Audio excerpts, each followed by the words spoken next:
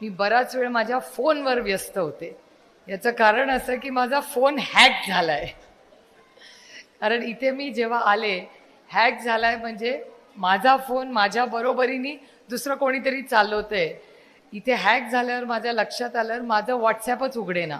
म्हणून मी जयंतरावांना म्हणलं की तुम्ही जरा माझ्या मेसेजवर माझा चेक करा फोन. तर जयंतरावांनी नमस्कार पाठवला. तर माझा फोन हॅक झालेला असताना मी काही केलेलं नसताना जयंतरावांना नमस्कार आलाय.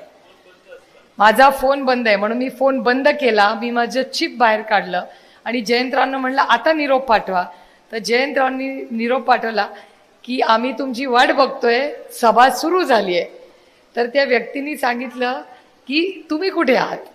आता इमॅजिन करा की माझा व्हॉट्सॲप, माझा फोन हा आधी ह्यांनी तू पण केला ना रे. आता ह्यांना निरोप आला, ह्यांनी सांगितलंय नमस्कार ताई.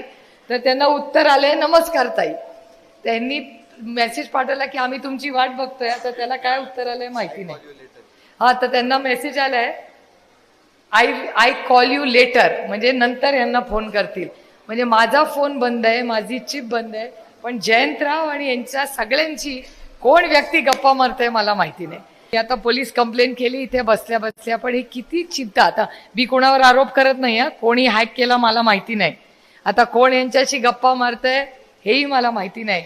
पण फोन हॅक झाला हे प्रकरण महाराष्ट्रात अनेक वर्ष झालंय. त्याचा एक नवीन बळी मी झालेली आहे. पण ठीक आहे, आता फोन हॅक केला, आपल्या फोनमध्ये लपवण्यासारखं काही नाही. पण फक्त माझ्या नवऱ्याला काही चुकीचे मेसेज पाठवू नका एवढीच त्या हॅकरला विनंती आहे.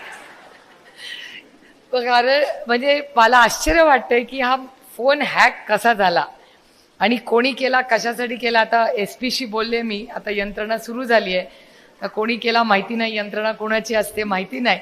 जरूर त्यांनी आपल्या फोनवरनं ऐकावं, सगळं माहिती काढावी.